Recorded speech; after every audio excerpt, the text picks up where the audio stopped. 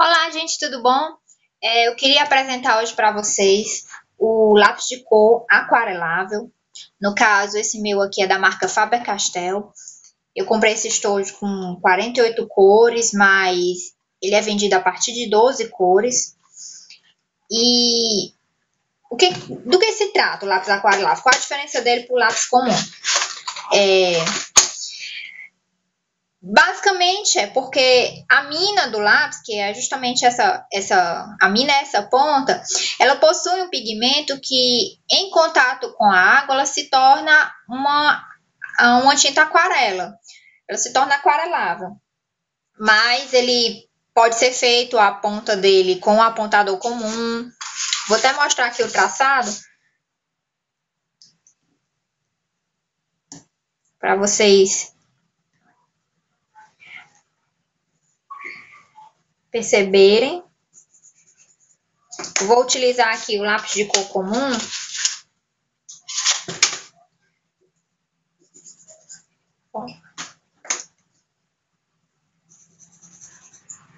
Esse é o lápis de cor aquarelável. Eu vou mostrar até com outra cor. Vou pegar aqui o vermelho para fazer a comparação. E essa é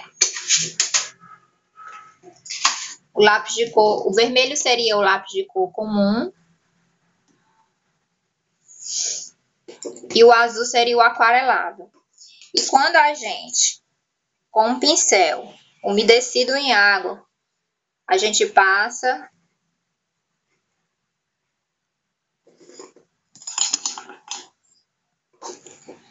no lápis de cor aquarelável, a tinta, ó, vai virando uma aquarela. No lápis de cor comum isso já não acontece. Certo? Então, basicamente, a diferença é essa. É o pigmento que compõe o lápis aquarelável, que em contato com a água, ela se transforma numa tinta de aquarela.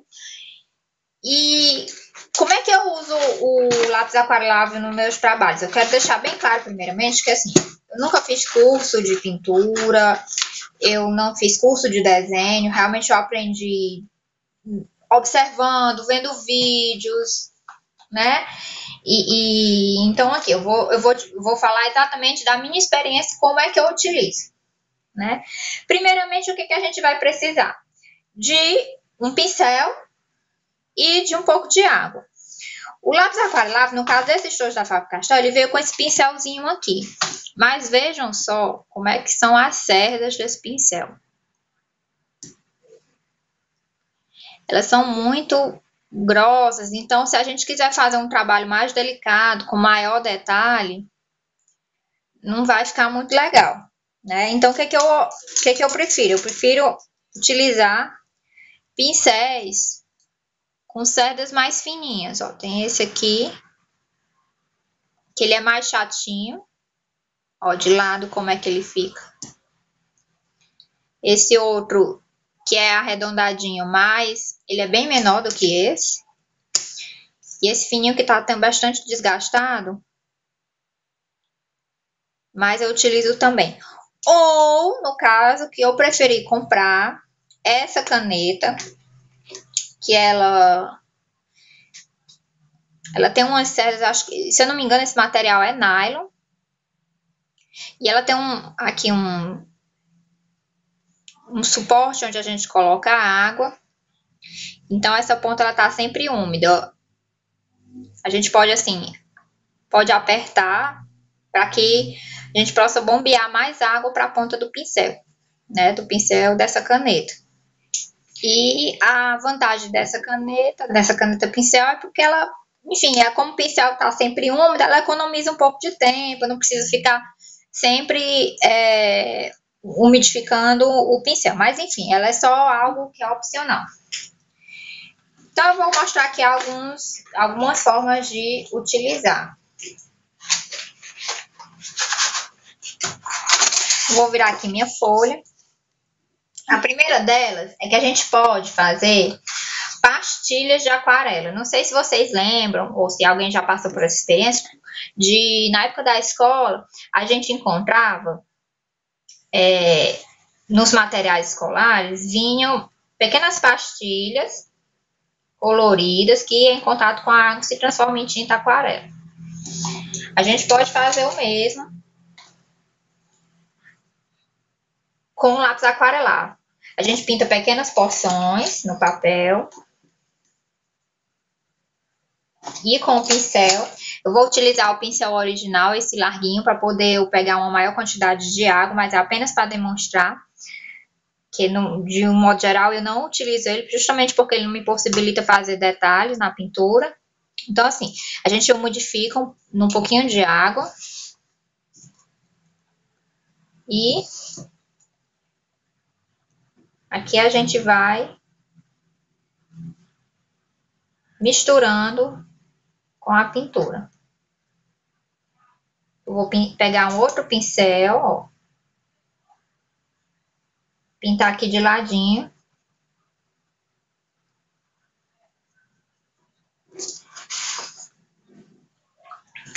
É importante sempre que quando você for mudar a cor, você deixar seu pincel bem limpo. Não passar um com o outro, porque são cores miscíveis. Claro, a não ser que você queira realmente misturar as cores, aí não tem problema. Mas se for para manter a cor original, a gente dá uma lavadinha antes no pincel. Aqui um.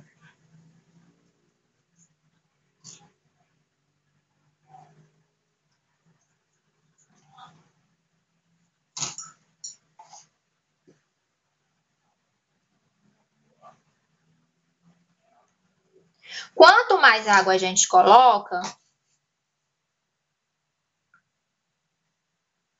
mais a tinta vai ficando clara. Mais clara a tinta fica. Quanto menos água, mais forte fica o pigmento.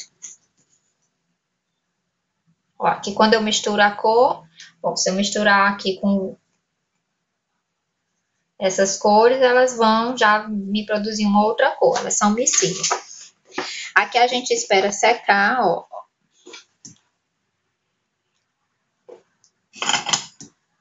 Aqui ela é bem clarinha, aqui que eu coloquei mais água, então fica bem clarinho. Aqui o verde. Aqui ainda tá molhado, então por isso o papel tá assim. E esse papel também ele não é muito adequado não, porque ele acaba absorvendo muita água. Mas aqui é apenas uma demonstração.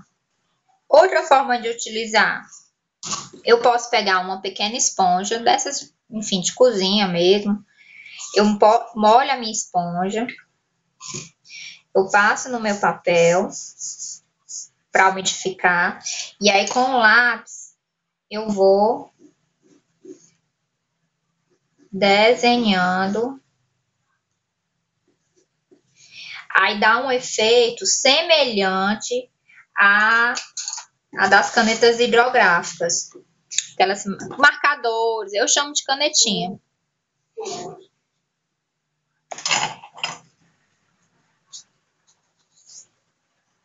Uma forma também é a gente, num desenho, eu vou pegar aqui, eu já tinha carimbado aqui essa setinha, e é importante que quando a gente utilizar com carimbo, a gente use um carimbo que não seja solúvel em água, porque já que a gente vai umidificar, o carimbo corre risco de desmanchar. Por exemplo, eu botei aqui 3 exemplos de carimbo. Esse aqui é um carimbo base de choque. Esse aqui é um carimbo, esse da Memento. Ela também manchou bastante.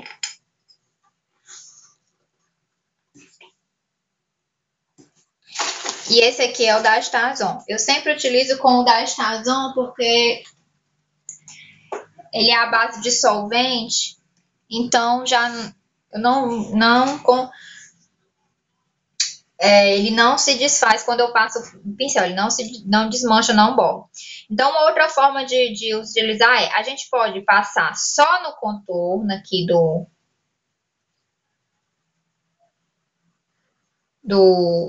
da imagem, do desenho.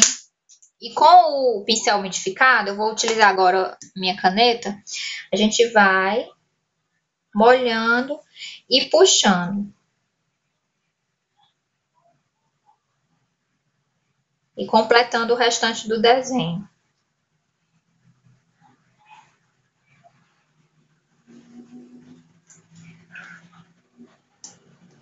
É importante sempre que terminar, limpa no paninho, pincel no caso desse aqui. Pode molhar um pouquinho para ajudar a tirar o pigmento da ponta do pincel. Então, assim, quando secar é que dá para ver melhor. Mas aí como é que vai ficar? A borda vai ficar mais escura e o centro e aqui em cima da seta, onde eu não passei o lápis, ele fica mais claro. Então, cria-se um degradê. Uma outra forma, eu vou virar aqui para um outro canto do papel, é a gente utilizar o lápis aquarelável para fazer respingos.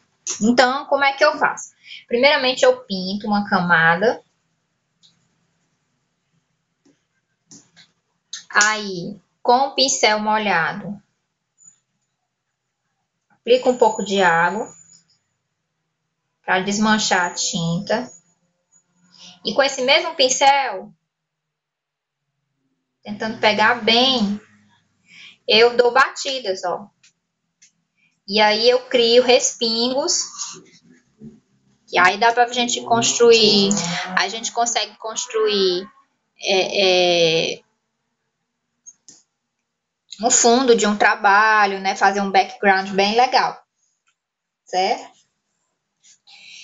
E há uma outra forma também, em que a gente vai pegar uma lixinha, dessas de unha mesmo, eu vou tentar achar aqui uma outra partinha aqui.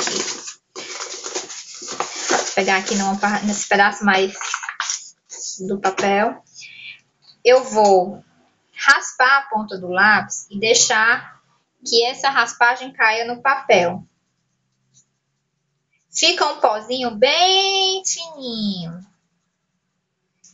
Aqui, de leve. Não sei se vai conseguir ver, ó. Aqui, pronto. Aqui fica um pozinho bem fininho. E aí, eu vou usar um borrifador.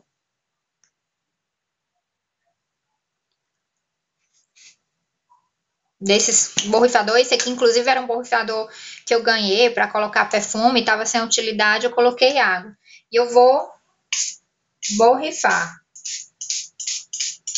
Aí essa água ela vai desmanchando